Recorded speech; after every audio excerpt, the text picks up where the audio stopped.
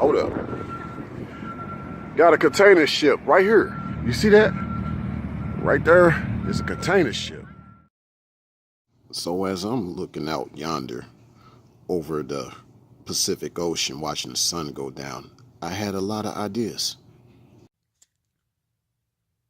There shall be electric and hybrid sail ships. Engines on board those hybrid sail ships will only serve as auxiliary units or auxiliary propulsion units. There will also be a rise in solar-powered ships. Some ships will actually be replaced by airships. Ships themselves will become autonomous for the most part. A captain on board will only serve as a supervisor or as a redundant control personnel if the autonomous ship malfunctions. Overall, there will be a lesser need for a crew on board in the future. There will only need to be a captain and a crewman on board for maritime and maintenance reasons. Ships will also become larger, especially container ships. In regards to freight moving faster out at sea, look no further than the Akronoplan, which is Russian for ground effect vehicle. Basically, it's half airplane, half ship. As of now, it is classified as a sea vessel, not an aircraft. It skims over the surface of water about 30 feet in the air, similar to what a pelican and an albatross does.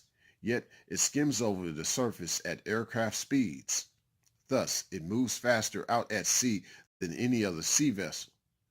This sea vessel proved to be the most efficient way to ship heavy-duty freight and also the quickest way to do so. This was discovered upon the Caspian Sea Monster being built and operated during the days of the USSR. The Caspian Sea Monster itself was the military version of the Akronoplan.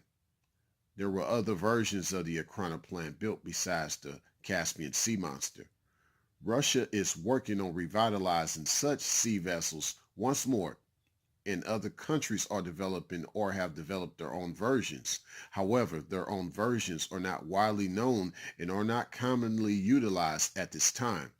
Therefore, in the meantime, hydrofoils could take popularity for a lot of local and regional deliveries. China uses hydrofoils all the time for passenger services.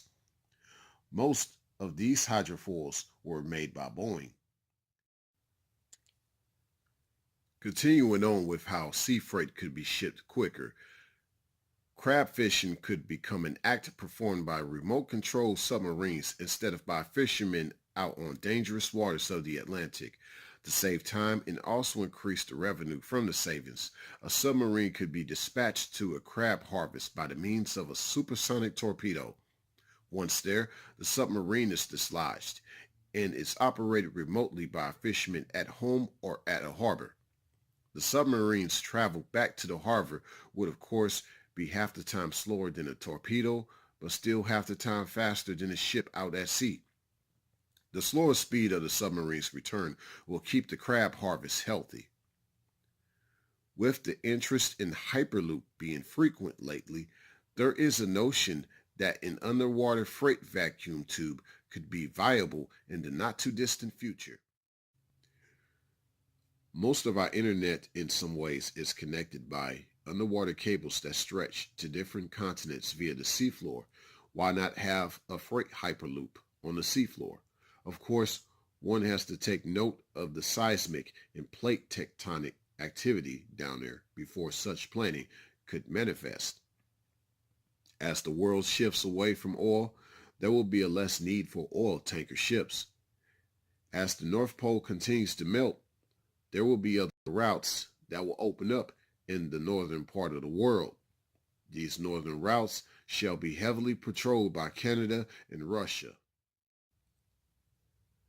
Last but not least, tugboats will be the thing of the past, given that most ships will just be too large for docking. But there will also be ships that can dock themselves like ocean liners and cruise ships can do. Some dock themselves autonomously. However, tugboats will still serve their role in certain waters where the wake water and the movement of a larger ship would be unsafe for other vessels people, and buildings around it. Let me know what y'all think in the comment section below. Signing out.